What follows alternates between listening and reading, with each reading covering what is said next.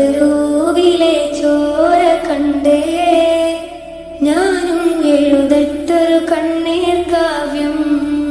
പിഞ്ചോമന മക്കളെ ചോരക്കായി ദാഹിച്ചലയുന്ന ചെന്നായ് കൂട്ടം.